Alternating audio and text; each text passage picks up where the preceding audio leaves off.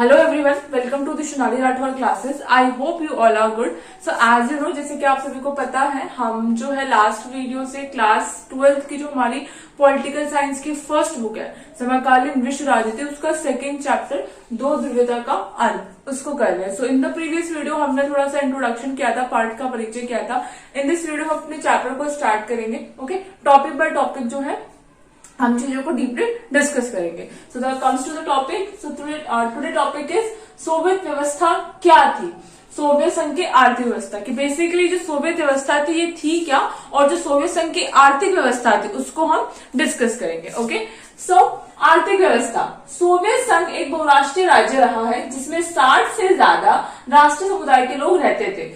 तो जैसे कि आपको पता है, जो हमारा सोवियत संघ था वो एक बहुराष्ट्रीय राज्य रहा है, मतलब काफी राष्ट्रों का एक, जैसे हम बोले था 15 गणराज्यों का, आगे आप पढ़ेंगे कि 15 गणराज्यों को मिक्स करके एक सोवियत संघ था। ठीक है, तो वैसे यहाँ पे कहा गया कि सोवियत संघ एक बहुराष्ट्रीय राज्य रहा है जिसमें 60 से ज्यादा राष्ट्रीय समुदाय के लोग रहते थे। ठीक है, कोयले, लोहे, प्राकृतिक गैस और बॉक्साइट के विशाल भंडार है यहाँ पे सोवियत संघ में। किस किस के? कोयला हो गया, लोहा हो गया, बॉक्साइट हो गया, इन सभी के क्या है? बहुत सारे विशाल भंडार है। सोवियत संघ की आर्थिक व्यवस्था के प्रमुख लक्षण ये थे। तो थोड़ा इंट्रो था आर्थिक व्यवस्था का। ठीक है, अब जो आर्थिक व्यवस्था के प्रमुख लक्षण थे वो क्या थे, उसको हम एक तरीके से मतलब सब टॉपिक करके डिस्कस करेंगे। ठीक है, टॉपिक के टॉपिक यानी सब topic. Okay, so the first is Samajwadi अर्थव्यवस्था। तो जैसे समाजवाद वर्ड से आप क्या समझते हैं? बेसिकली समाजवाद क्या होता है? जो समाज की भलाई के लिए किया जाता है, बेसिकली सबका भला जिसमें होता है। ओके, सो समाजवादी अर्थव्यवस्था। अमेरिका, ब्रिटेन और फ्रांस आदि देशों की अर्थव्यवस्था को पूंजीवादी कहा गया क्योंकि इन लोगों ने पूंजीवादी अपनाई थी। जो हमारा अमेरिका हो गया और जो आपका ये ब्रिटेन, फ्रांस, इन देशों ने कौन सी अर्थव्यवस्था अपना रखी थी? पूंजीवादी, यानी सब कुछ जो होगा वो प्रॉफिट को ध्यान रख के किया जाएगा।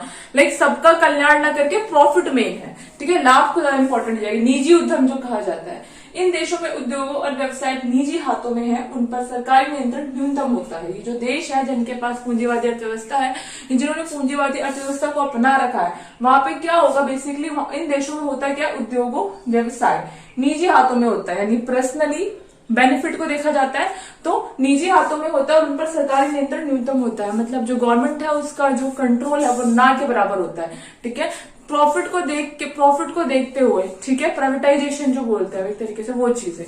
ओके, नाउ क्रांति के नेता लेनिन, स्टालिन, ट्रॉट्स्की आदि समाजवाद में आस्था रखते थे। ये जो हमारे रूस के नेता थे, कौन कौन? लेनिन, स्टालिन और आपका ट्रॉट्स्की इत्यादि जो थे वो समाजवाद में ज्यादा बिलीव करते थे। इनमें इनकी आस्था ज्यादा थी समाजवाद में। ओके, इसलिए सोवियत संघ में उत्पादन व वितरण के साधनों यानी कारखानों, खनिज पदार्थ, भूमि, बैंक और परिवहन के साधन पर राज्य का नियंत्रण कायम किया गया। जैसे इन सबका मानना था कि समाजवाद बेस्ट है, तो उसी को ध्यान में रखते हुए क्या किया गया? जो आपके सोवियत संघ में उत्पादन व वितरण के साधन थे, जैसे कि कारखाने हो गए, खनिज पदार्थ हो गया, भूमि हो गया, बैंक हो गया, ठीक है, और जो परिवहन के साधन, ट्रांसपोर्ट, जो मीन्स ऑफ ट्रांसपोर्ट हो गए, उन सब पर किसका नियंत्रण कायम किया गया? राज्य का नियंत्रण कायम किया गया। ठीक है, अब आपका ये तो थी आपकी समाजवादी अर्थव्यवस्था। अब आपकी नियोजित अर्थव्यवस्था। 1928 में रूस द्वारा पहली पंचवर्षीय योजना की शुरुआत की गई। रूस ने 1928 में अपनी पहली पंचवर्षीय योजना की शुरुआत की। ठीक है, मैंने लास्ट वीडियो में बताया था कि आप सोवियत संघ और रूस के वर्ड में कंफ्यूज मत होना। लेकिन यहाँ पे रूस की बात हो तो मतलब सोवियत संघ की बात हो रही है। ओके, सो 1928 में रूस द्वारा पहली पंचवर्षीय योजना की शुरुआत की गई। क्यों? उद्योगों को तेजी से विकास करने के लिए, ताकि जो उद्योग है उनको तेजी से डेवलप किया जा सके। नियोजित अर्थव्यवस्था में सरकार यह तय करती है कि किन वस्तुओं का उत्पादन हो, कैसे हो और कितना हो। तो बेसिकली नियोजित अर्थव्यवस्था में होता क्या है? तो नियोजित अर्थव्यवस्था में सरकार डिसाइड करती है कि कौन सी वस्तु उत्पादित की जाएंगी, कितने अमाउंट में की जाएंगी। ठीक है, कि किन वस्तुओं का उत्पादन हो, कैसे हो और कितना हो। बाद में और भी कई योजनाएं बनी। साधारण चीजों से लेकर बड़ी बड़ी चीजों के उत्पादन का निर्णय सरकार करती थी। नॉर्मल एक आपके एनसीईआरटी में एक लाइन है, सुई से लेके जहाज तक का निर्माण। ठीक है, तो नॉर्मल से लेके जो आपकी बड़ी बड़ी चीजें हैं, सबका जिनका भी निर्माण होगा उस सबका डिसीजन कौन करेगा? सरकार करेगी। ठीक है, सबका निर्णय सरकार करती थी। अमेरिका जैसे देशों में निजी उद्यम की स्वतंत्रता है। यहाँ आर्थिक क्रिया राज्य द्वारा निर्देशित होती है। जैसे अमेरिका मैंने बताया था, पूंजीवाद और प्राइवेटाइजेशन को फॉलो किया जाता था यहाँ पे। अब आपका थर्ड पॉइंट है जीवन स्तर। तो बेसिकली सोवियत संघ में 1929 के बाद का काल औद्योगिकरण व कृषि के विकास का काल था।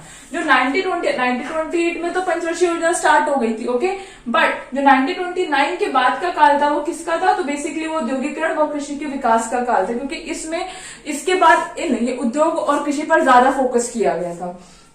धीरे धीरे लोगों का जीवन स्तर ऊंचा उठता गया। अब जैसे चीजें बेस्ट होती गई तो लोगों का जीवन स्तर जो है, जो लाइफस्टाइल है वो अच्छा होता गया। अब जैसे आज किसी की सैलरी 10,000 है तो उसका लाइफस्टाइल उसके अकॉर्डिंग है, 20,000 होगी तो और ज्यादा बेटर होगा, ओके, लाइक दिस। तो राज्य की ओर से उनके लिए आवास, शिक्षा, स्वास्थ्य और पेंशन आदि की व्यवस्था की गई। तो बेसिकली समाजवाद को अपनाया गया। तो समाज का कल्याण पहले है और समाज का कल्याण करने के लिए जो जो चीजें करनी होगी वो की जाएगी। तो वही यहाँ पे किया गया। क्या किया गया?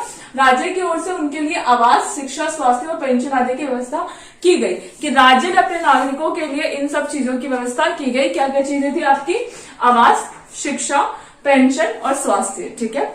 अब सोवियत रूस ऐसा पहला देश था जहां नागरिकों को काम का अधिकार प्रदान किया गया। अब तक के लिए, ठीक है, मतलब उस टाइम पे जो सोवियत रूस है, जो सोवियत संघ था, वो पहला ऐसा देश था जिसने अपने नागरिकों को काम का अधिकार, ठीक है, कि सबको काम मिलेगा तो काम का अधिकार प्रदान किया गया था। बुढ़ापे व बीमारी की स्थिति में उन्हें राज्य की ओर से राहत प्रदान की जाती थी। अगर कोई ओल्ड एज पर्सन या कोई बीमार है तो राज्य हेल्प करेगा, ठीक है। काम के अधिकार की जो गारंटी दी गई थी उससे बेरोजगारी समाप्त हो गई। तो बेसिकली जो काम के अधिकार की जो गारंटी दी गई थी तो उससे जो बेरोजगारी जो अच्छी खासी बढ़ी हुई थी उसको कंट्रोल कर लिया गया। थोड़ा बहुत आप ये बोल सकते हो खत्म हो गई थी, ओके।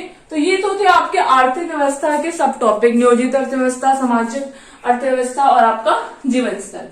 अमेरिका और पश्चिम के अन्य उन्नत देशों में लोगों का जीवन स्तर सोवियत संघ की तुलना में काफी ऊंचा था। अब वहां पे चीजें प्राइवेटाइजेशन है, ठीक है, चीजें बहुत ज्यादा अच्छी हो रही है, प्राइवेटाइजेशन है, लोगों की इनकम ज्यादा है और प्रॉफिट को ज्यादा ध्यान में रखा गया है, ठीक है। तो वहां पे साफ सीधी बात, लोगों का लाइफस्टाइल तो अच्छा होगा कंपैरिजन टू सोवियत संघ। वहां पूंजी व कच्चा माल की प्रचुरता रही है। स्टार्टिंग से ही अमेरिका में आज भी बोला जाता है कि जो इनकम है, जो पूंजी है, ठीक है, जो आपका कैपिटल है वो और जो कच्चा माल है उसकी काफी ज्यादा प्रचुरता रही है। इन देशों में आय की समानता भी कहीं ज्यादा थी। हाँ, वो अलग बात है कि इन देशों में मतलब सबको एक लेवल का पे नहीं किया जाता। आय की असमानता, जो आपका पे किया जाता है वो सबको लाइक काफी ज्यादा अलग अलग पे है, तो आय की समानता काफी ज्यादा थी। औसत नागरिकों में बड़े उद्योगपतियों व व्यवसायिकों के रहन सहन के स्तरों में जमीन आसमान का अंतर था। एक मिडिल क्लास और एक अपर क्लास, ठीक है, यानी जो सामान्य नागरिक है वो और जो उद्योगपति है वो, दोनों के रहन सहन में जमीन आसमान का अंतर था। क्यों? क्योंकि आय अलग अलग थी, आय की असमानता, रीजन ये बोल सकते हैं।